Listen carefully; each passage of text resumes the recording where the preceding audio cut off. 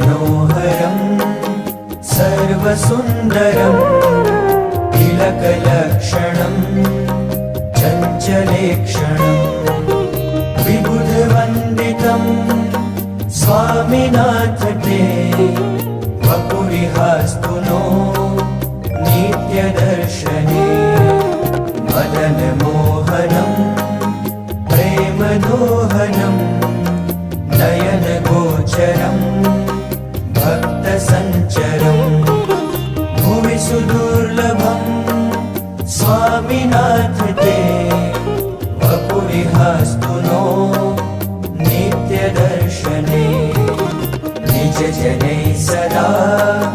वाञ्छितं हृदा